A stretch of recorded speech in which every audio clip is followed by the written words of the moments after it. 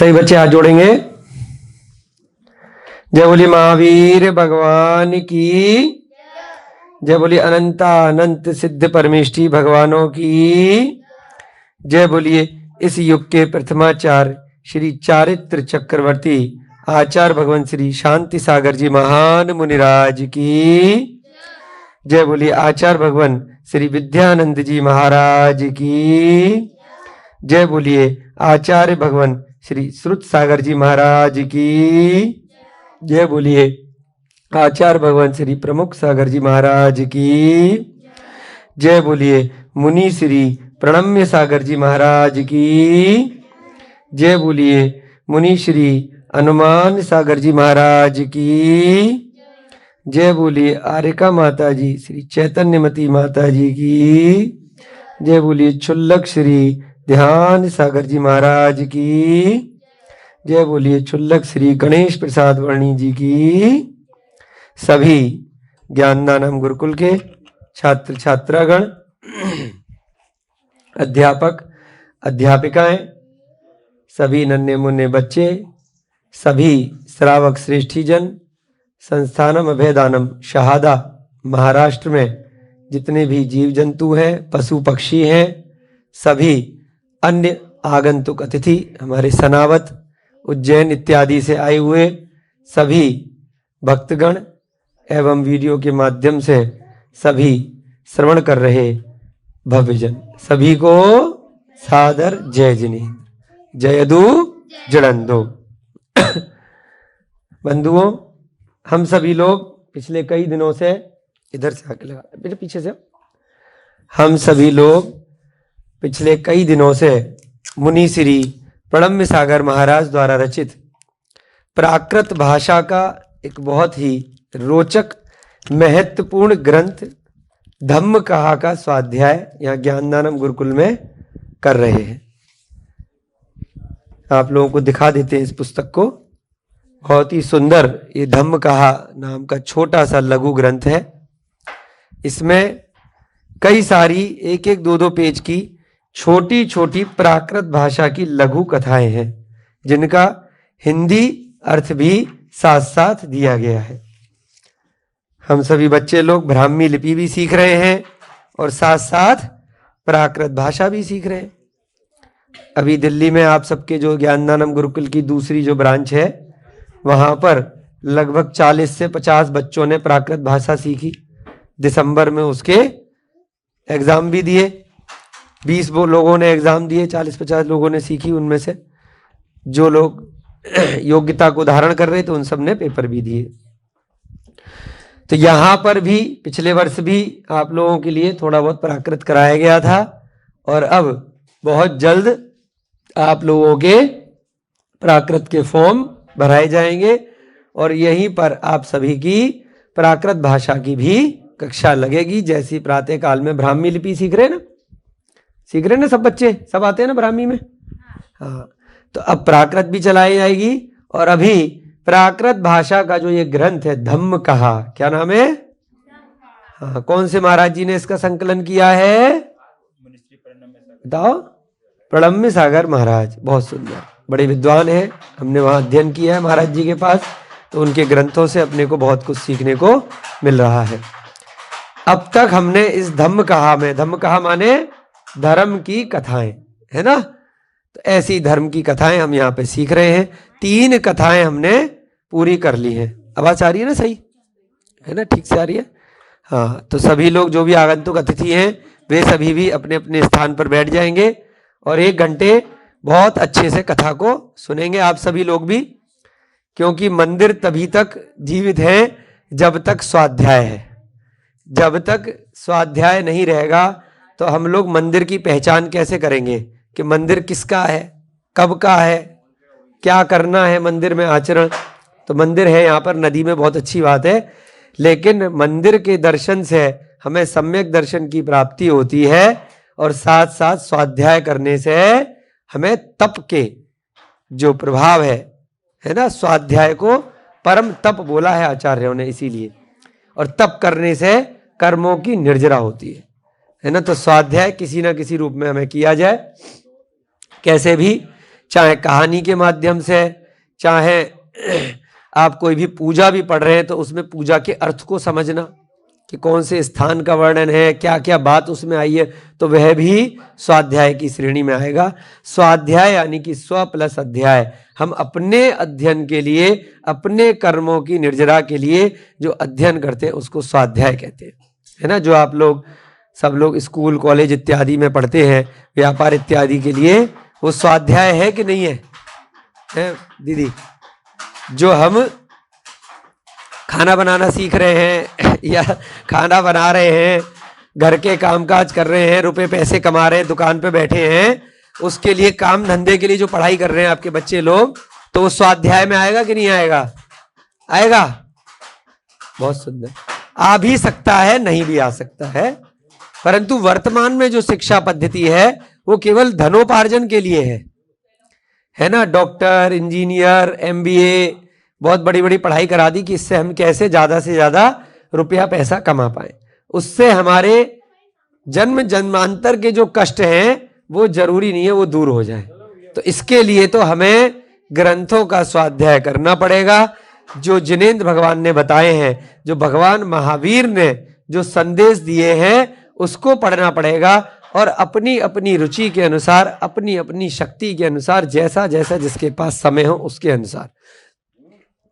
तो उससे क्या होगा कि उससे अपने स्वयं की आत्मा का कल्याण होगा। स्वाध्याय करना या कराना, पढ़ना या पढ़ाना, दोनों में ही कर्मों की निर्जरा होती है। आप लोग सुन रहे हैं, आपकी भी होगी, हम यहां पर इसका वाचन कर रहे हैं तो हमारी भी होंगी। शुभम भैया जी अगर कैमरा लेकर बैठे हैं और अगर ये सुन रहे हैं तो इनकी भी होगी। पवन भैया जी अगर बोर्ड पे कुछ भी लिख रहे हैं तो इनकी भी होगी। जो भी ध्यान मग्न होकर के यहाँ पर इस ग्रंथ को सुनेंगे, चाहे वह सामने से गाय दिख रही है, अभयदानम पशु पक्षी अस्पताल की घायल, इनका भी स्वाध्याय होगा। कोई पक्षी अगर यहाँ पर हैं उनका भी होगा, उनके भी अगर वह सुन पा रहे हैं और जाति स्मरण से अगर उन्होंने इन शब्दों को समझ लिया तो त्रियंच आयु में भी, त्रियंच पर्याय में भी इनको बहुत सारे कर्मों की निर्जरा हो सकती है। तो यहां पर इस धम्म कहा में अब तक हमने 3 कहानियां पूरी कर ली। चौथी कहानी, नई कहानी रखने जा रहे हैं जिसका नाम है रेवती रानी कहा, यानी कि रेवती रानी की कथा। किसी का नाम तो नहीं रेवती यहाँ पे? आपकी कोई सहेली सहेले का नाम हो? रेवती, एक रेवती नदी है यहाँ पे, हमने सुना है। लिख दो रेवती, सामने बोर्ड पे भैया जी लिख देंगे रेवती रानी। ठीक है, शीर्षक से ही पता चल जाता है जिसके नाम की कथा है उसने कुछ ना कुछ महान काम किया होगा। आप लोगों को बच्चों अपना नाम रोशन करना है, कैसे करोगे? टॉर्च लग रही है पीछे, अपना नाम लिख के टॉर्च जला लेना है ना। घर के बाहर नाम लिख देना और एक टॉर्च लेकर के उस पर लाइट मार देना, कह देना हो गया नाम रोशन, या बल्ब लगा देना, ऐसे हो जाएगा। जब बल्ब बुझ जाएगा, टॉर्च का सेल खत्म हो जाएगा तो बुझ जाएगा। अगर परमानेंट नाम रोशन करना है तो क्या करना पड़ेगा कि आपकी भी कोई कथा पढ़े, ऐसे भविष्य में 100, 200, 500, 1000 साल बाद आपके नाम की कोई कहानी जगत में कोई सुना रहा हो, तो कैसे होगा बताओ? जिनकी कहानी हम यहां पढ़ रहे हैं उन्होंने उस काल में जैसे काम किए हैं उनसे हमें सीखना है, और उसके बाद अगर वर्तमान में हमने वैसे काम कर दिए तो हमें टॉर्च जला करके अपने नाम को रोशन नहीं करना पड़ेगा, पत्थर पे खुदवा करके अपने नाम के बोर्ड लगाने की जरूरत नहीं पड़ेगी, वह नाम अपने आप रोशन हो जाएगा, क्योंकि हम महान कार्य कर रहे। जैसे कि रेवती रानी ने कोई महान कार्य किया होगा जिसके कारण से उसके नाम के ऊपर पूरा ग्रंथ लिख गया, जिससे छोटी छोटी सी कथा यहां पर ली गई, कुछ किया होगा ना। कोई ऐसा थोड़ी है कि कहीं नाम खुदवाया उसने कार्य किया। तो हमें कहीं पर भी जबरदस्ती अपने नाम की कोई काम करके इच्छा नहीं होनी चाहिए कि मैंने ये काम किया है तो इसकी वजह से मेरा सम्मान हो, मुझे गिफ्ट मिले, मुझे रुपए पैसे मिले, मेरा प्रचार हो। अगर अच्छा काम करोगे तो अपने आप ही प्रचार हो जाएगा, और जबरदस्ती झूठा प्रचार करवाओगे तो ज्यादा दिन तक नहीं चलेगा। जैसे ही समय निकलेगा वो आपका प्रचार हटा करके किसी और का नाम वहां पर लिख जाएगा, है ना। बहुत सारे नेता होते हैं, राष्ट्रपति, प्रधानमंत्री, मुख्यमंत्री, पिछले नाम किसी को याद थोड़ी है। वर्तमान के भी कुछ ही लोगों को याद रहते हैं जो उस दिशा में रुचि रखते हैं। क्यों? क्योंकि उन्होंने महान काम नहीं किए, उन्होंने खाली राजनीति करी। और कुछ विशेष लोग होते हैं जिनके नाम सैकड़ों वर्षों तक याद रहते हैं, है ना। भले ही वो कहीं के राष्ट्रपति, प्रधानमंत्री, अध्यक्ष इत्यादि मंत्री नहीं भी रहे, तब भी रहते हैं ना, क्योंकि महान कार्य किए होते हैं। तो हमें भी इन ग्रंथों से आज रेवती रानी से सीखना है कि अगर हजारों वर्ष बाद भी हमारी कथा से कोई प्रेरणा प्राप्त करे तो उसके लिए रेवती ने क्या काम किया था, हम सभी बालक बालिकाएं हम भी वह कार्य करने की प्रेरणा आज इस कहानी से प्राप्त करेंगे। गुप्ताचार्य के पास एक क्षुल्लक जी उत्तर मथुरा में जाने के लिए तैयार हुए। क्या? एक आचार्य हैं जिनका नाम क्या है? गुप्ताचार्य। एक गुप्ती नंदी महाराज का नाम तो सुना है हमने, इनका नाम क्या है? गुप्त आचार्य, गुप्ताचार्य। उनके पास में एक क्षुल्लक जी महाराज उत्तर मथुरा में जाने के लिए तैयार हुए। क्षुल्लक जानते हैं आप लोग? एक मुनि महाराज होते हैं जो बिल्कुल निर्वस्त्र रहते हैं, मतलब कपड़े नहीं पहनते, दिगंबर महाराज। एक क्षुल्लक होते हैं जो लंगोट पहनते हैं, लंगोट माने जो अंडरवियर होता है, लंगोट बोलते हैं, व्हाइट कलर का। और एक उनके दुपट्टा होता है ऊपर, है ना, एक नीचे का लंगोट और एक दुपट्टा। तो कभी ठंड वंड लग गई तो थोड़ा सा उसको ओढ़ लेते हैं, नहीं तो एक वस्त्र, दो वस्त्र होते हैं, उसको क्या बोलते हैं? क्षुल्लक। बोलो, क्षुल्लक। और एक होते ऐलक। बोलो, ऐलक। ऐलक में क्या होता है? ये दुपट्टा हट जाता है, खाली लंगोट रहती है। क्या? लंगोट रहती है नीचे की, है ना, और दुपट्टा नहीं रहता। और तीसरे होते हैं क्षुल्लक, ऐलक, और तीसरे होते हैं दिगंबर मुनि, जो अब लंगोट भी नहीं पहनते। स्टेज बाय स्टेज होती है दीक्षाएं, कोई कोई विशेष होता है तो उनकी डायरेक्ट भी हो जाती है। स्त्रियों में क्या होती है? आर्यका माता जी होती है, क्षुल्लिका माता जी होती है, और इसी प्रकार से ऐलिका, है ना, क्षुल्लिका माता जी और आर्यका माता जी। तो उसमें भी उनके वस्त्रों की कुछ सीमाओं के हिसाब से क्षुल्लिका, आर्यका होती है, और उनका कितने गुण हैं, क्या उनके गुण रहेंगे, क्या क्या वो उनके कार्य रहेंगे, तो इस हिसाब से मूल गुणों के हिसाब से श्रावक की श्रेणी में ही आते हैं, जो जैन धर्म के हिसाब से उत्कृष्ट श्रावक इनको बोला गया है, क्षुल्लक, ऐलक माता जी इत्यादि को। और महाव्रती किनको बोलते हैं? जो दिगंबर मुनि महाराज होते हैं, जो पुरुष पर्याय में होते हैं। तो यहां पर एक क्षुल्लक जी थे, तो वो मथुरा में गए। मथुरा कहां पर है? अभी वर्तमान में आगरा, मथुरा इत्यादि उत्तर प्रदेश में जो जगह है, उस समय कहीं और भी पुरानी कथा है तो कहीं और भी हो सकती है। उन्होंने आचार्य देव को पूछा कि किसको क्या समाचार कहना है। उन्होंने अब वहां पर वंदना करने के लिए गए, तो पहले कि अब जैसे कहीं यहां पर आए हो तो आप पूछोगे हम वापस जाएंगे, तो कोई समाचार वगैरह, कोई संदेश हो तो बता दो, कोई इंफॉर्मेशन, कोई चिट्ठी पत्री, कोई संदेश, कोई खबर। तो पूछा किसने? क्षुल्लक जी ने गुप्ताचार्य से। गुप्ताचार्य जी ने कहा, सुव्रत मुनि की वंदना करके वरुण राजा की महारानी रेवती को आशीर्वाद कहना। क्या कहा? देखो ध्यान रखने पड़ेंगे नाम। आचार्य कौन है? सुव्रत आचार्य। क्षुल्लक जी उनके दर्शन करने के लिए गए। जैसे आचार्य होते हैं ना, जैसे अपने विद्यानंद जी आचार्य थे, सुरत सागर महाराज आचार्य होते हैं। आचार्य क्या करते हैं? वो आगे लोगों को दीक्षाएं दे सकते हैं, नए मुनि महाराज बना सकते हैं, या फिर आर्य का इत्यादि बना सकते हैं, उनको क्या बोलते हैं? आचार्य। उपाध्याय कौन होते हैं? बताओ बच्चों, उपाध्याय कौन होते हैं?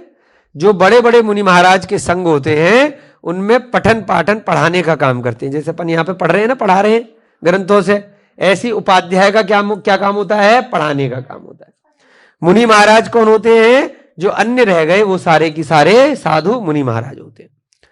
तो अब यहां पर जो आचार्य महाराज हैं, गुप्ता आचार्य, उनके पास में क्षुल्लक जी गए। अब जब वापस आने के लिए गए तो पूछा भाई किसी से, हम उस नगर में ऐसे ऐसे जा रहे हैं वापस अपने यहां, तो किसी को कोई संदेश हो तो दे दो। ठीक है जी। उनने क्या कहा कि ठीक है, सुव्रत मुनि की वंदना करना और आपके नगर में वरुण नाम के राजा हैं। क्या? वरुण नाम के राजा हैं, उनकी महारानी है रेवती, उनको हमारा आशीर्वाद दे देना। देखो कितनी महान है कि दूसरे नगर में, मथुरा में कोई आचार्य महाराज बैठे हैं और वो बिन मांगे आशीर्वाद भिजवा रहे हैं, है ना? तो कोई तो बात होगी कि हम यहां बैठे हैं और कोई यहां पर महाराष्ट्र में दिल्ली से आ रहा हो और कोई महाराज जी से पूछे कि महाराज जी वहां महाराष्ट्र जा रहे हैं ऐसे ऐसे शाहदा में, कोई बात हो तो बताना। तो बोले कि वहां पर शुभम भैया जी के लिए हमारा आशीर्वाद देना, पवन भैया जी के लिए आशीर्वाद देना, यहाँ जो गुरुकुल के इतने सारे अच्छे अच्छे बच्चे हैं उन सब के लिए हमारा आशीर्वाद देना। बिना नमोस्तु बोले आशीर्वाद मिल रहा है। समझ रहे हो बात को, है ना? आप लोग गए नहीं हो, फिर भी अगर वहीं बैठे बैठे दिल्ली में से महाराज जी आपको आशीर्वाद दे रहे हैं तो बड़े पुण्यशाली हो। प्रतिदिन आप लोगों को पाठशाला प्रणेता मुनि श्री हनुमान सागर महाराज जी दिल्ली में हैं, वहीं बैठे बैठे आप लोगों के लिए आशीर्वाद भेजते रहते हैं। मालूम है आपको कि सब ज्ञानदानम गुरुकुल के बच्चे अच्छे से पढ़ाई करें, है ना? कम से कम 500 से ज्यादा पाठशालाएं चल रही है महाराज जी के दिशा निर्देशन में, है ना? पूरे देश में और विदेशों में सारी गुरुकुल की अलग अलग जैन पाठशाला के नाम से हनुमान सागर, और अपना नाम कहीं नहीं लिखाते, कोई नहीं जानता उनको, कहीं चक्करबाजी नहीं, बिना नाम के काम कर रहे, है ना? कितने हजारों बच्चे पढ़ रहे हैं और सब जगह, छोटी छोटी जगह, बड़ी बड़ी जगह, कहीं 100 बच्चे, कहीं 50 बच्चे, कहीं 500 बच्चे, हफ्ते में एक क्लास लगती है संडे को, या कई कई जगह तो प्रतिदिन। तो बिना नाम के जो काम होता है, ऐसे बिना मांगे आपको आशीर्वाद मिलता है। ऐसे हनुमान सागर महाराज जी हैं, ब्राह्मी उन्होंने सिखाई, प्राकृत भी सिखाई। तो ऐसे महाराज जी को अपन ने बोला है कि महाराज जी यहाँ पर भी गुरुकुल के बच्चे तैयार हो गए, आ जाओ। पिछले साल सुनपुरा नोएडा में 9 दिन उनका प्रवास हुआ था, ज्ञानदानम गुरुकुल के बच्चों को उन्होंने काफी पढ़ाया सिखाया। तो ऐसे ही यहाँ पर जो गुप्ताचार्य आचार्य हैं, उनने छुल्लक जी को बोला कि बेटा रेवती रानी रहती है, उसको हमारा आशीर्वाद बोलना। छुल्लक जी ने उनसे 3 बार पूछा, 3 बार। छुल्लक जी थोड़े बोलने वाले थे। 3 बार, अरे महाराज जी अन्य किसी को तो और कुछ नहीं कहना, बता दो जा रहा हूं, इतनी दूर जाऊंगा, बार बार कौन सा आऊंगा, बता। 3 बार पूछा। कितनी बार? अरे बता दो। उन्होंने कहा कोई बात, एक को बोल देना आशीर्वाद, बाकी हम किसी को नहीं जानते, बाकी सारे तो नेता लोग हैं उस नगर में, नेतागिरी से अपने को क्या करना, सब पद के इच्छुक लोग हैं, है ना? धार्मिक तो है लेकिन अपन नेता लोगों से दूर रहते हैं, ट्रस्टियों से अपन दूर रहते हैं, चक्करबाजी से। हमें तो रेवती रानी को आशीर्वाद दे देना बस। तो 3 बार पूछने के बाद भी महाराज जी ने क्या कहा?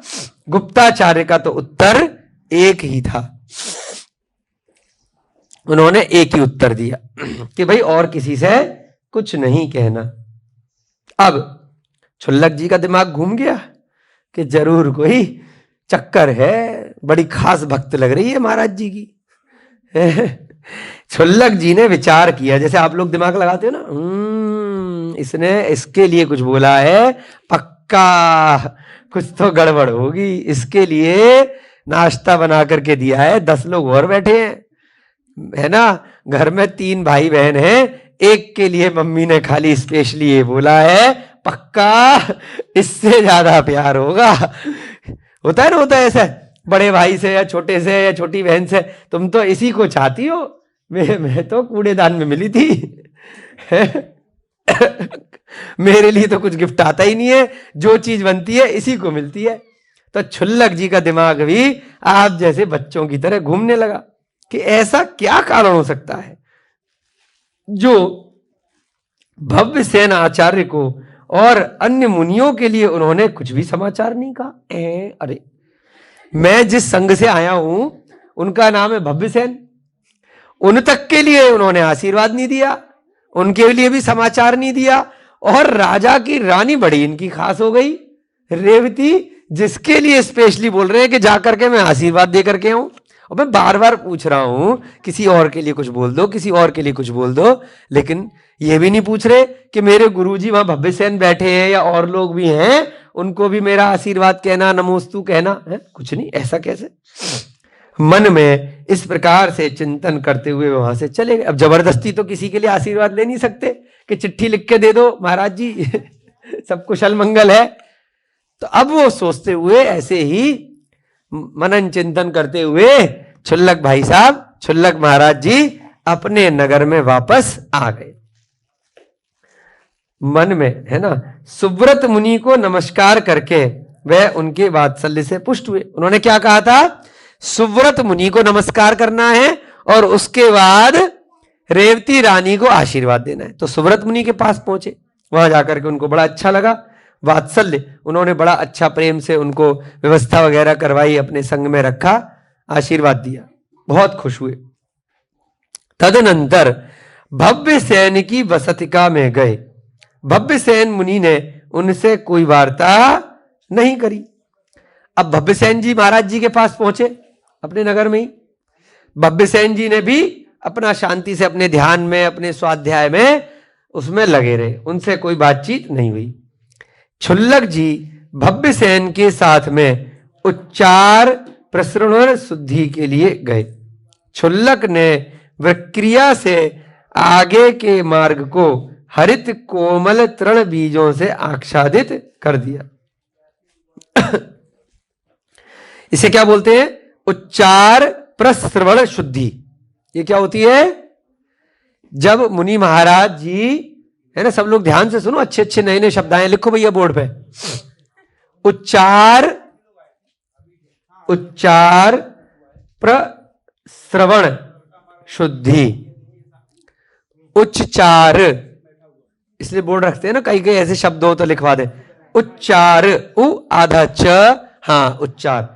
उसके बाद लिखो प्रदीप वाला प्रश्रवण शुद्धि। जय जिनेन्द्र जी, आइए थोड़ी देर। कहां से आए हैं? कुसुम्बा से आए हैं। थोड़ी देर स्वाध्याय कर लीजिए बच्चों के साथ। उच्चार अड़, अड़ न की जगह अड़ा आएगा, अड़मो वाला अड़ा,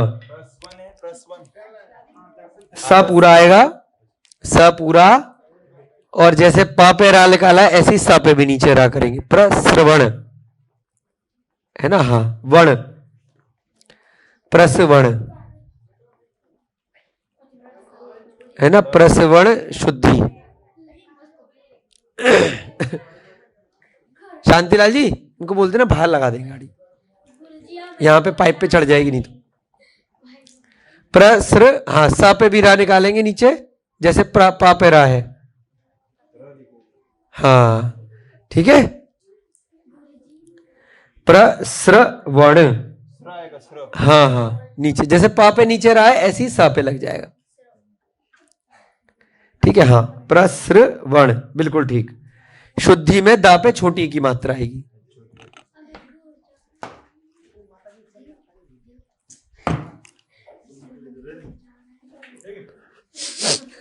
प्रश्रवण, हाँ, शुद्धि। उनको बता देना बेटा, है ना, रखवा लेना, है ना, अंदर मना बता देना है। आशीष जी बता दिया? अच्छा हाँ ठीक है ना, साथ में रहना कोई है, साथ में जाओ, अंदर है कोई? हाँ चले जाओ, आप भी देख लो है कि नहीं है। प्रश्रवण शुद्धि, इसका मतलब क्या होता है कि जब मुनि महाराज शौच इत्यादि के लिए जाते हैं, एक लघु शंका होती है एक नंबर, और एक दीर्घ शंका होती है, जानते हैं आप सब बच्चे लोग। जब मुनि महाराज जाते हैं कहीं पर तो वो बिल्कुल भी जीव हिंसा नहीं करते, ठीक है। जो अपने टॉयलेट वगैरह होते हैं ना, जो घरों में मकानों में बने रहते हैं, वहां नहीं जाते। क्यों नहीं जाते? कि उसमें बहुत सारा जल वेस्ट होगा, अशुद्ध जल होगा, अनछना होगा, और उसमें पता नहीं नालियों में कहां जाएगा, तो उसमें जीव हिंसा होगी, छोटे छोटे जीव भी मर सकते हैं। तो वो क्या करते हैं, जो मुनि महाराज आते हैं वो जंगलों में जाते हैं, खुले में, जैसे यहाँ पे पीछे नदी का है ना, खुले में जाते हैं, जिससे कि वहां पर जाएंगे तो वहां पर खुले स्थानों पर वो अपने स्वेच्छा से जो भी जीव जंतु हैं वो उसको भक्षण कर लेंगे, मिट्टी बन जाएगा जो शौच मलमूत्र इत्यादि होगा।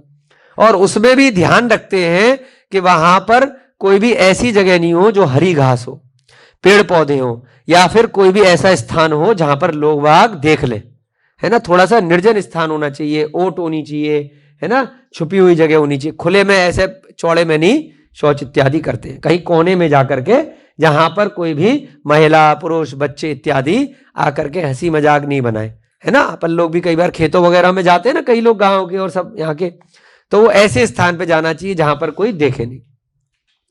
तो ऐसे ही, लेकिन अब मुनि महाराज क्या करते हैं, अपन लोग तो बहुत सारे इसलिए जाते हैं भाई व्यवस्था नहीं है नहीं, सफाई करनी पड़ेगी, लेकिन मुनि महाराज इसलिए जाते हैं कि जिससे जीव हिंसा नहीं हो, ये कारण होता है ना। क्योंकि बाकी जगह जैसे जाएंगे मकानों में बने हुए में, तो उसमें जीव हिंसा होगी, और क्या ध्यान रखना है कि कोई हरी घास इत्यादि नहीं हो।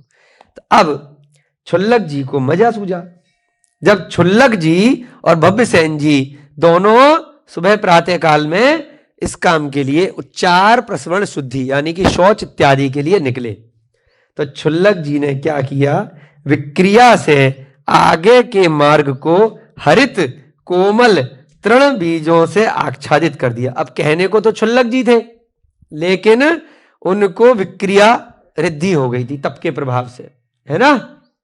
पहले के काल में छुल्लकों को भी हो जाती थी, है ना, विक्रिया रिद्धि, जैसे विद्याधरों को होती है, और ऐसे ही विक्रिया देवों को होती है, और कहीं कहीं मुनि महाराजों को भी ये रिद्धि हो जाती है, जिससे कि वो कुछ भी मैजिक कर सकते हैं, अपने शरीर को छोटा बड़ा कर लेते हैं। विष्णु कुमार मुनि का भी आपने कहानी सुनी होगी, आगे इसमें आएगी, है ना। तो विक्रिया से शरीर को बढ़ा सकते हैं, घटा सकते हैं, कोई भी चीजें जादू कर सकते हैं। तो छुल्लक जी ने क्या किया, अब जब दोनों शौच के लिए जा रहे थे तो आगे के रास्ते को क्या करा, हरित कोमल तृण बीजों से आच्छादित कर दिया, यानी कि हरी घास उस पे, तृण माने क्या होता है, घास, तिनका बोलते हैं ना, कांटा चुबा, तृण माने घास को बोलते हो, हरी घास, है ना। कांटा क्या होता है, वही हरी घास जो होती है जब कड़क हो जाती है, सूख जाती है, तो कांटा बन जाता है। तो हरी घास कर दी अब आगे के मार्ग में। उसको देखकर, ध्यान से सुनो बच्चों, बड़ी इंटरेस्टिंग कथा है। आगम में सर्वज्ञ भगवान के द्वारा ये जीव कहे गए हैं, इस प्रकार कहते हुए भी फिर उसी के ऊपर से पाद मर्दन करते हुए निकल गए, है ना। उसको देखा और कहा भी कि आगम में, आगम माने क्या होता है, जो अपने ग्रंथ होते हैं, ये सब जो जिनवाणी होती है इसको आगम कहते हैं। आगम शब्द बना कैसे है, आ ग म, आ से अरिहंत, बोलो, ग से गणधर, म से मुनि, आ से अरिहंत, ग से गणधर, म से मुनि, अरिहंतों द्वारा कहा गया, गणधर द्वारा रचा गया,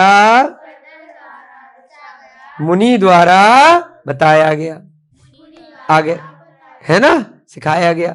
तो इन तीनों को मिलाकर के क्या कहते हैं, आगम, यानी कि अभी वर्तमान में आगम क्या है, ये जो ग्रंथ है, ग्रंथ रूप में जो पूर्वाचार्यों के द्वारा अर्थ होकर के सरल भाषा में हमारे सामने उपस्थित हैं, ये सभी जो स्वाध्याय के लिए हमारे पास ग्रंथ आए हैं, कहानियां, चारों प्रकार के अनुयोगों में आगम को हम बांट लेते हैं, है ना। कौन कौन से अनुयोग होते हैं, प्रथमानुयोग, बोलो, प्रथमानुयोग, करणानुयोग, द्रव्यानुयोग, चरणानुयोग। अभी हम कौन सा अनुयोग पढ़ रहे हैं, बोलो, प्रथमानुयोग। किससे कहानियां किसमें आती हैं, प्रथमानुयोग, फर्स्ट, प्रथम माने पहला, सब बच्चे लोग बड़े लोग स्टार्टिंग किससे करते हैं, प्रथमानुयोग से, जिसमें कहानियां इत्यादि होती हैं। तो अब उन दोनों ने क्या कहा कि भाई ये घास तो लग रही है लेकिन शौच तो जाना है ना। अब पेट में मामला गड़बड़ है तो जाना तो पड़ेगा, रास्ता तो कुछ और है नहीं। शहर में खुले में कर नहीं सकते हैं, लोग देखेंगे। जंगल की तरफ जाने का रास्ता यही है। तो उनने कहा कि भाई ये घास फूस जो है, ये हरी घास है, ये तो जीव होते हैं, इनमें तो जीव है, तो फिर भी क्या करें, अब मजबूरी है। उसके बाद भी उसके ऊपर से निकल गए। शौच के समय पर क्षुल्लक ने विक्रिया से कमंडलू के जल को सुखा दिया। क्षुल्लक जी क्या है, मजे ले रहे, फुल मजे ले रहे हैं। पहले तो घास लगा दी नकली, उसके बाद कमंडल देखा, महाराज जी आए थे। कमंडल किस लिए रखते महाराज जी, है ना, पैर धोने के लिए, कभी शौच जाए मलमूत्र जाए तो हाथ धोने के लिए, है ना, और स्थान की शुद्धि के लिए, सफाई करने के लिए, है ना। उस जल को पीते नहीं है। जो मुनि महाराज होते हैं वो जब आहार होता है उसी समय जल और अन्न ग्रहण करते हैं, बाकी 24 घंटे कमंडल का जल को पीते नहीं है। कभी प्यास लगी तो कमंडल का जल पी लो, नहीं। तो अब शौच करने के बाद साफ सफाई कमंडल के जल से करेंगे। तो क्या किया क्षुल्लक महाराज ने, आप लोगों में से शैतान बच्चा कौन है सबसे ईमानदारी से बताओ, ये क्या नाम, नंदिनी। तो नंदिनी की तरह ही थे क्षुल्लक जी उनने क्या किया, अब महाराज जी हाथ काहे से धोएंगे, महाराज जी शौच के स्थान को साफ कैसे करेंगे, कमंडल का जल भी गायब कर दिया, सुखा दिया, फैला दिया पानी को कि लो बेटा मजे। उसके बाद है ना, क्षुल्लक जी ने कहा भंते, हाँ पहले तो सुखा दिया, भंते माने भाई, अरे भाई साहब महाराज जी कमंडलू में तो जल ही नहीं है, अरे खुद ही गायब कर दिया और खुद ही मजे लेने लगे कि महाराज जी कमंडल में तो जल नहीं है और यहां पर कहीं भी जल और गोमय यानी गोबर भी दिखाई नहीं दे रहा है। अच्छा ऐसा भी आया अगर कहीं पर जल वगैरह नहीं है तो कोई मिट्टी वगैरह ले लो, है ना, कई बार होता है ना मिट्टी से हाथ साफ कर लेते हैं। कभी ऐसे नंबर 1 नंबर 2 आ गया, इमरजेंसी में साबुन वाबुन नहीं है तो मिट्टी ली, कई बार होता है, शुद्ध होती है। तो अब इनने कहा कि देखो महाराज जी यहां तो कहीं आसपास नदी वदी भी नहीं दिख रही, जल भी नहीं दिख रहा और सूखा गोबर भी नहीं दिख रहा। गोबर मतलब कोई सूखा गोबर ऐसा हो जिससे सफाई कर लें, हाथ वाथ धो लें, है ना, उसको क्या बोलते हैं, गौमय, गोबर को। इसलिए इस सरोवर के जल से ही और मिट्टी से शौच क्रिया कर लेनी चाहिए अब ये नदी का जल दिख रहा है, सरोवर तालाब, चलो यही ले लेते हैं और मिट्टी है इससे सफाई कर लेते हैं, शौच क्रिया कर लेनी चाहिए। उस भव्य सेन ने पहले के समान ही सर्वज्ञ भगवान ने आंगन में ये जीव कहे हैं, इस प्रकार कहकर वह क्रिया कर ली। फिर से भव्य सेन ने कहा कि भाई बात तो तुम्हारी ठीक है परंतु मजबूरी है, ये सरोवर का जो जल है हम कोई छन्ना लेके तो चल नहीं रहे कि पानी छान ले। छानने से क्या होता है, प्रासुक करने से, गर्म करने से जल के अंदर जो जलकायिक जीव हैं वो उड़ जाते, है ना, वो नहीं रहते। तो इसलिए प्रासुक जल का ही शुद्ध भोजन करने वाले लोग प्रयोग करते हैं। हम भी अपना जो खाना वगैरह बनता है वो प्रासुक जल से करते हैं, गर्म करने के बाद लौंग वगैरह डाल करके, है ना। तो ऐसे ही श्रावक लोग या मुनि महाराज लोग जल का कैसा प्रयोग करते हैं, जो छना हुआ हो या फिर ऐसा जल हो जो जीव रहित हो, प्रासुक हो गया हो। अब भव्य सेन ने कहा कि भाई करें तो क्या करें, वैसे आगम में तो इस जल को, सरोवर के अनछने जल को जीव कहा है, लेकिन मजबूरी है, चलो कर लेते। यह की कहा और फिर वह क्रिया कर ली। तब यह मिथ्या दृष्टि है, यह जानकर के उसका नाम क्षुल्लक जी ने अभव्य सेन कर दिया। अब क्या हुआ, नाम क्या था उनका, जो महाराज जी थे जिनके पास पहुंचे थे, वो जिनकी उनको चिंता हो रही थी कि भव्य सेन जी के यहां पे अपन रहते हैं और भव्य सेन जी को जो गुप्ताचार्य थे उन्होंने नमोस्तु नहीं कहा है, उनके लिए आशीर्वाद नहीं दिया है। और किसके लिए दिया है, रेवती रानी के लिए दिया है केवल। है ना। अब महाराज जी हैं, ऊपर से तो मुद्रा दिगंबर है, तो भाई करना चाहिए उनको नमस्कार। अब वो उनके पास पहुंचा, भव्यसेन के पास, और उसने उनकी परीक्षा ली। यहां सब क्या काम हो रहा है, क्यों कर रहा है वो सब? हाँ, परीक्षा कर रहा है कि देखते हैं ये क्या करेंगे। अब मान लीजिए कि साधु को आहार नहीं मिला, दिगंबर साधु को, तो क्या खुद बना करके खा लेगा? है ना। अगर खा लेता है, मान लीजिए 3 दिन तक आहार की व्यवस्था नहीं हुई, चौका नहीं लगा, विधि नहीं मिली, तो अगर कोई साधु खुद से चोरी छिपे बना करके खा ले तो परीक्षा में फेल हो जाएगा। इसका मतलब मायाचारी जानते हुए भी ग्रंथों को और चरित्र का पालन ठीक से नहीं कर पाएगा, है ना। अब कोई महाराज जी हैं, है ना, आप लोगों के लिए बता रहे, दिगंबर महाराज जी बन गए, और उसके बाद उन्होंने क्या किया, रुपए पैसे इकट्ठा करना शुरू कर दिया, है ना, शादी कर ली, स्त्री को साथ में रख लिया, बच्चे पालने लग गए, है ना, बहुत मन में मायाचारी कर ली, छल कपट कर लिया, और लोगों की शादियां करानी शुरू कर दी। तो उसमें ऊपर से तो महाराज जी दिखेंगे, जो मूर्ख लोग हैं वो उनकी पूजा भक्ति करेंगे, लेकिन जो समझदार हैं वो उनके चक्कर में नहीं पड़ेंगे, क्योंकि जो समझदार हैं, अगर उन्होंने उनकी ज्यादा भक्ति करी मायाचारी मुनि महाराज के चक्कर में, तो मुनि महाराज तो बाद में अपने गति बिगाड़ेंगे ही, जो उनके चक्कर में श्रावक पड़ेंगे उनकी भी गति बिगड़ जाएगी। तो उनके लिए ग्रंथों में आया है, ऐसे मुनि महाराज कुमानुष द्वीप जाते हैं। कहां जाते हैं? कुमानुष द्वीप, यानी कि शरीर मनुष्य का, शकल गधे की, पूंछ बंदर की, कान खरगोश के, है ना, और कुत्ते की शक्ल अलग अलग, इस प्रकार से बहुत सारे 48 प्रकार के कुमानुष द्वीप होते हैं, है ना। लवण समुद्र में और आगे के जो कालोदधी समुद्र है उनमें इन द्वीपों को, यहां पर ऐसे द्वीप होते हैं जहां पर ये सारे की सारे मुनि महाराज चले जाते हैं। या ऐसे लोग जो मायाचारी करते हैं, जो दिगंबर मुद्रा धारण करके भी छल कपट करते हैं, रुपए पैसे की लालसा रखते हैं। तो इसलिए अपने को भी ऐसे मायाचारी लोगों से बचना चाहिए, क्योंकि वो भी जाएंगे और साथ साथ और कौन जाएगा? जो श्रावक हैं, जो जान करके भी उनके पीछे लगे हुए, अरे ये पैसा इकट्ठा करेंगे तो हमें भी मिल जाएगा थोड़ा सा। इनकी मुद्रा को देख करके बहुत सारे लोग बहुत मोटी मोटी बोलियां लगा देंगे, करोड़ों अरबों खरबों रुपए इकट्ठे कर लेंगे, थोड़ा हिस्सा महाराज जी हमें भी दे देना, है ना। आप भी पब्लिक को मूर्ख बनाओ, और हम तो मनुष्य हैं ही हैं, हम तो बिजनेसमैन हैं, व्यापारी हैं, हमारी भी हेल्प करो, हम और आप मिलकर व्यापार बिजनेस चलाते हैं। तो ऐसे छल कपट में पंचम काल में जितने भी लोग आएंगे वो सब कहां जाएंगे? कुभोग भूमि। बोलो, इसका दूसरा नाम है कुमानुष द्वीप। आजकल ये वाला चैप्टर लोगों को पढ़ाते नहीं है लोग क्योंकि फिर श्रावक लोग उन्हीं को चेक करने लग जाएंगे। लेकिन यहां पर क्या है, यहां तो ग्रंथ पढ़ रहे हैं, अपन को सब सीखना है।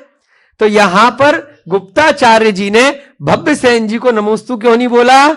उसकी परीक्षा लेने के लिए क्षुल्लक महाराज चेक कर रहे हैं कि भाई हरी घास पे ये चलते हैं कि नहीं चलते हैं। चल गए कि चलो भैया पेट में दर्द हो रहा है, अरे ठीक है कोई बात नहीं, है ना। उसके बाद जल सुखा दिया कमंडल का, उसके बाद भी क्या किया, अरे कोई बात नहीं, मना बताया है अनछने पानी से शुद्धि क्रिया करना, कोई बात नहीं, कोई देख थोड़ी रहा। अच्छा तुम किसी को बताना मत।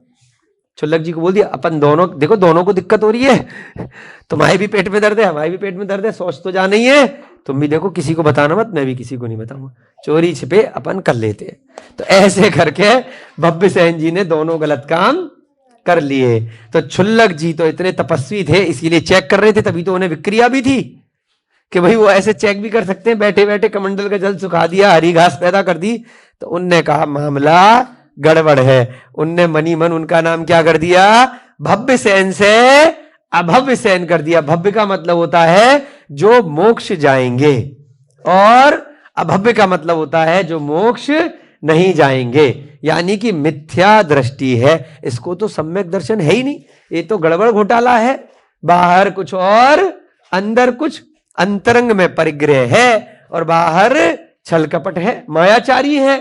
तो वहां से क्षुल्लक जी ने उनका नाम क्या कर दिया, अरे भाई साहब तुम तो अभव्यसेन हो। और उसके बाद वहां से चले गए।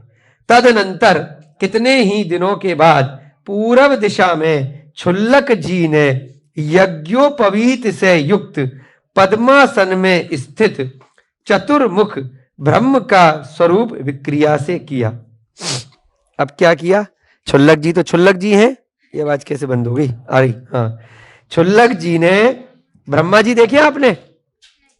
ब्रह्मा जी, अरे ये आवाज चली गई इसकी। ब्रह्मा जी होते हैं, है ना? दूसरा माइक शायद सेल खत्म हो गए हैं, यहीं से लगा देना। हाँ, चतुर्मुख है। कितने बज गए? हाँ, अभी 5 मिनट। चुपचाप बैठ रहो। हाँ, बहुत बदमाश हो गए छोटे छोटे बच्चे, ठीक है? तो अब उन्होंने क्या किया? क्षुल्लक जी ने कुछ दिनों के बाद पूर्व दिशा में, पूर्व दिशा कौन सी होती है अंग्रेजी में? कौन बताएगा? अंग्रेजी बताओ। ईस्ट। यहां पर कौन सी है? इधर है ना, भगवान का मुख है ना, इधर मंदिर है नदी में, ये पूरब है, ये पूरब है। और ये कौन सी है? उत्तर। और ये, अरे हाँ, और ये पश्चिम। आज मकर संक्रांति है ना, तो आज के दिन सूर्य दक्षिणायन से उत्तरायण में प्रवेश करता है। क्या मतलब है इसका? जो सूर्य सुमेरु पर्वत के धीरे धीरे आगे जा रहा है दक्षिण दिशा की तरफ, वो आज से अब वापस उत्तर की तरफ आएगा। तो धीरे धीरे करके अब गर्मियां आनी शुरू हो जाएंगी, ठंड अब कम हो जाएगी कल से। नीचे से खोल लेना है ना। तो अब यहां पर क्या कह रहे हैं? पूर्व दिशा में कौन? क्षुल्लक जी जो हैं, उन्होंने यज्ञोपवीत से युक्त पद्मासन में स्थित चतुर्मुख ब्रह्म का स्वरूप बनाया। हाँ, भैया जी सेल लगा दे, फिर उसके बाद पढ़ाते। हाँ बेटा, हमें भी घर जाना है, हम भी घर जाने के लिए आए, चिंता क्यों कर रहे हो? चलो, हो गया? चलो चलो, बहुत अच्छा, वेरी गुड। हाँ थोड़ा रहेगा बेटा, थोड़ा सा। चलो, एक एक करिए जाओ, एक एक। क्षुल्लक जी ने क्या किया? अब उनको सबको परीक्षा लेने की आदत थी, तो अब कुछ दिनों बाद उन्होंने ब्रह्मा जी का स्वरूप बनाया और यज्ञोपवीत, जनेऊ वगैरह यज्ञोपवीत धारण किया। पद्मासन में स्थित, पद्मासन किसको बोलते हैं? अपन एक के ऊपर एक पैर रख लेते हैं ना योग में, पद्मासन। भगवान की प्रतिमा भी होती है, ऐसे पद्मासन में स्थित हो गए। और 4 मुखी, यानी कि आगे भी मुख है, पीछे भी है, इधर भी है और इधर भी है, ऐसा कई लोग ब्रह्मा जी का स्वरूप मानते हैं। तो ऐसा स्वरूप बना लिया और उसके बाद क्या नौटंकी करी उन्होंने कि वहां पर उनको बिठा दिया एक जगह पर। ब्रह्मा, अरे 4 मुख का कोई आदमी तो दिखेगा नहीं, तो कोई अलग सा होगा, तो लोगों ने उनको ब्रह्मा जी मान लिया कि अरे असली में ब्रह्मा जी आकर के बैठ गए। और उन्होंने किया किसने था? क्षुल्लक जी ने अपना स्वरूप बना लिया था विक्रिया से। वो लोगों को चेक करते रहते थे। तो यहां पर जब चतुर्मुख, 4 दिशाओं में, चतुर्मुख माने दाएं बाएं और आगे पीछे, चतुर्मुख ब्रह्म का स्वरूप विक्रिया से बना लिया। उसकी वंदना सुर असुर आदि कर रहे हैं। इस प्रकार से दिखा करके राजा, सभी प्रजाजन, अभव्यसेन मुनि आदि सभी वहां गए। अब क्या किया? वहां जाकर के जब उन्होंने ऐसे नौटंकी करी तो देवता लोग, असुर लोग, सुर असुर, राजा भी पहुंच गया, प्रजा के लोग भी पहुंच गए। अरे ये तो सच में ब्रह्मा जी बैठे हैं, ब्रह्मा जी बैठे हैं, 4 मुखी। सब लोग उनकी पूजा करने लग गए, ये दिखाया उसने। तो अब वहां पर क्या हुआ? जो भव्यसेन भाई साहब थे, जो महाराज जी थे, जिनका नाम अभव्यसेन क्षुल्लक जी ने कर दिया था, वो भी भीड़ देख करके पहुंच गए। अरे ये तो सच में भगवान है? सभी के द्वारा प्रेरित किए जाने पर भी रेवती रानी वहां नहीं गई। सबने कहा, रेवती रानी भी उसी पास में ही रहती थी, कि अरे ब्रह्मा जी बैठे हैं ऊपर चतुर्मुखी, है ना, समोसरण आया है ब्रह्मा जी का, देव लोग आए हैं, असुर लोग आए हैं, राजा भी पहुंचा है और अभव्य सेन भी पहुंचे हैं, जो मुनि महाराज है, सारे की सारे उनकी पूजा भक्ति करने के लिए पहुंच गए हैं। रेवती रानी आप भी चलो।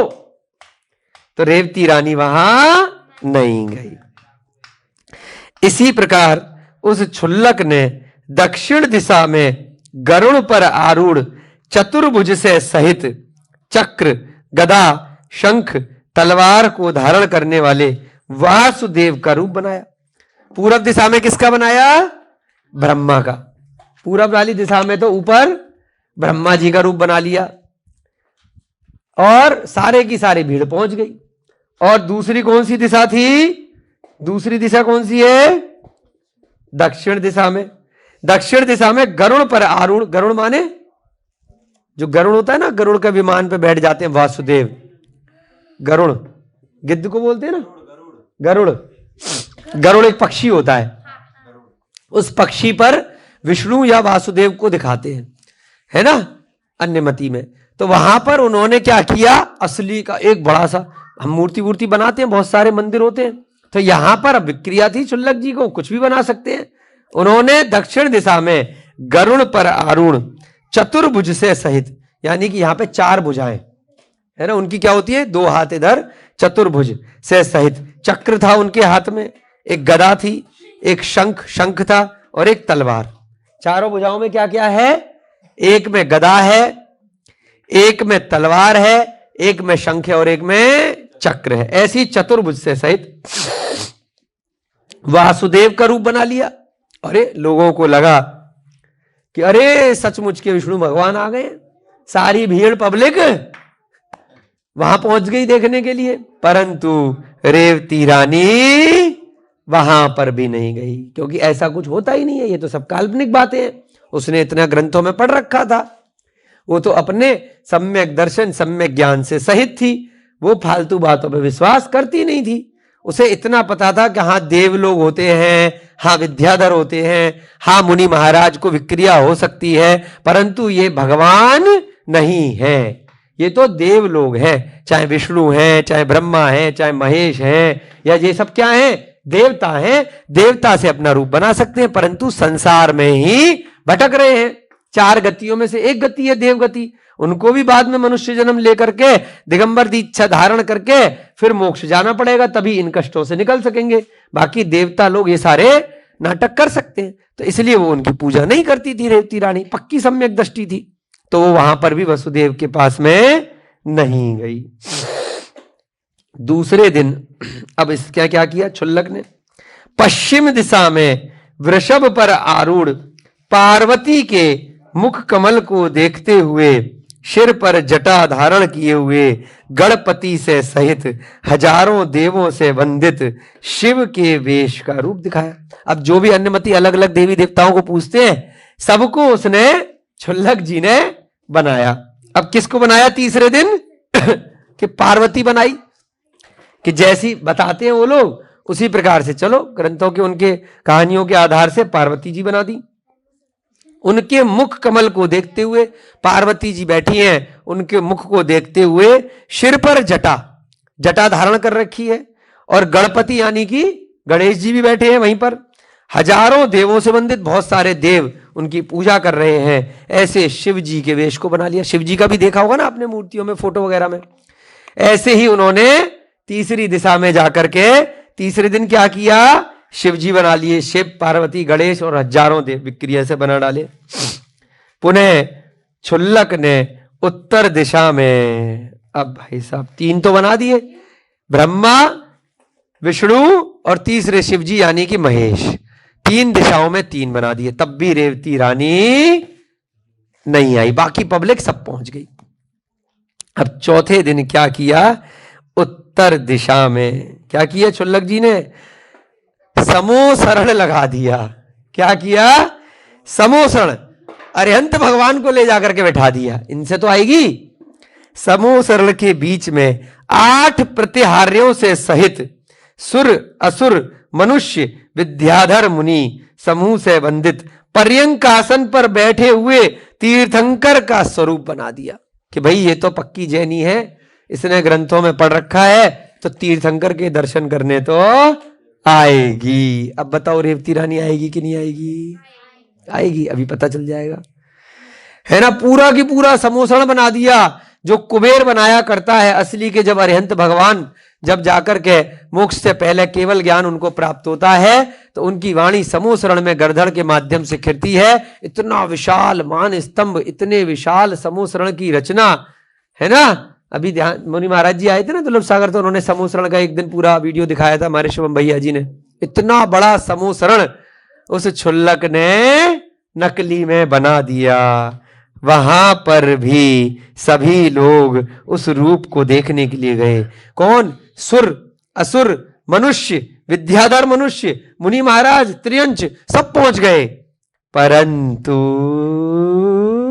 रेवती रानी वहां पर भी नहीं आई। हमारी आंचल मैडम जो है ये गलत हो गई। रेवती रानी, अरे ये तो जैनी भी नहीं है, ये भाई कौन से धर्म को मानती है?